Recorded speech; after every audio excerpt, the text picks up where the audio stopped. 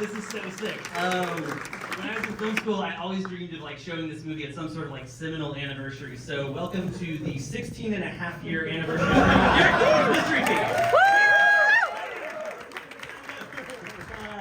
My name is Andy Young. I am a Emmy-nominated film and television editor here in LA. And we don't have time. There's so many cool people on the field. We don't have time.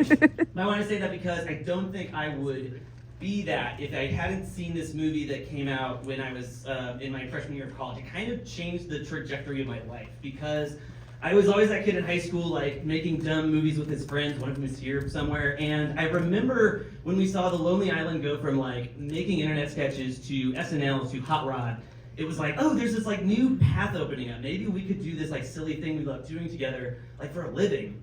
But what was even more inspiring than that was seeing my favorite sketch group, DERRICK Comedy, go from one of the best sketch groups of all time, seeing them go from like making internet sketches to just cutting out the middleman and making their own movie. And then a year later, like half of their cast was in NBC shows. It's like, I don't think this film ever got the credit it truly deserves for being my generation's Wet Hot American Summer. There's so many famous people before they were famous, people that you're going to see on screen tonight. Even some of the people that you don't recognize probably wrote like your favorite movie or TV show in the last 10 years. It really is insane just like how much lightning in a bottle that this film captured. The other thing that really stuck out to me when I first saw this film was how cinematic it was, especially for a comedy, because you have to remember, this is like 2009, 2010, it's like the apex of that Judd Apatow style of like, put funny actors into a room, have them improvise, shoot basic like camera coverage, and then like figure it out in the edit. Not knocking it, it has its time and place. It's just always felt a little cinematically lazy to me. And DERRICK Comedy was never that, never in their sketches and especially not in their feature film, regardless of any like budget constraints they ever had. You could just feel the authorial voice of like all five of the members and the writing and the cinematography and the editing and the music, just every facet of filmmaking going towards like just telling the best possible joke, telling the best possible version of the story. But the biggest reason that this movie really stuck out to me at that time in my life was the script. Oh my god, it's just like a machine gun of highly quotable jokes, a couple of which I'm very curious to see how they play with a 2025 Los Angeles audience. But more than the jokes of it, it was really what the story was about. It's this film about three friends that find this thing they love doing together as kids, and they keep doing it all the way through the end of high school. And you know, as the real world starts to feel confusing and weird and scary around them, you start to have this feeling of like, oh, maybe this can't last forever. And I think that's probably a bit of what like I think DERRICK Comedy might have been going through at the time. It's exactly what I was going through at the time, trying to figure out if I should go to film school or have a more normal path. And I think there's probably a lot of like filmmakers in the audience tonight. It's something that we all go through, having that melancholy conversation of like hitting that fork in the road of like, do I continue like doing this thing I really love doing with my friends, even though it's a little silly and weird, or do I, you know, go into this more normal path of adulthood? And that can be a very difficult conversation to have with yourself.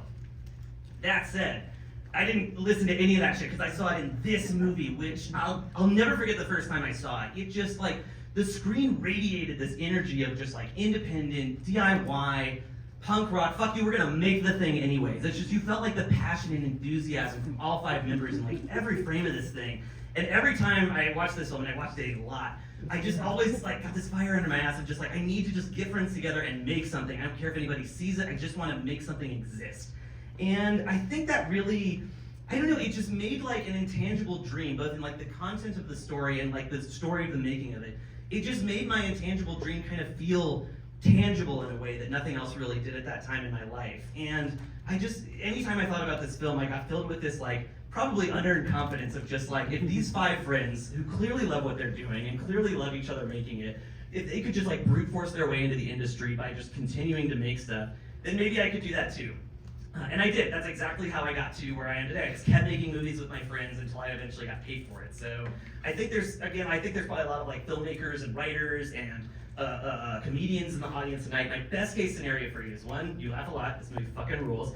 But two is that afterwards you like call your friends and you're like, hey, cancel your plans this weekend, we're getting over to my place and we're just gonna make something. To me, that is the magic of Mystery Team, it's the legacy of DERRICK Comedy, and it's why I'm so excited to share this movie with all you tonight. So thank you again so much for coming out. I'm almost done. Just a couple quick thank yous. I want to thank Imani and the whole American Cinematheque team. Yes. Keep film alive, keep coming out to movies. I want to thank the incredible staff here at the Los Feliz 3 for putting us up. I want to thank our projectionists in the booth for watching a 35mm print of the film. That's so dope. Thank you, Lionsgate and Roadside, and I especially want to thank the members of DERRICK Comedy who will be joining us after the film for a Q&A. Please stick around afterwards. I think you're going to be really bummed if you missed it. On that note, I want to invite to the stage the film's director, editor, 1/5 of DERRICK Comedy, Mr. Dan Upton. Welcome.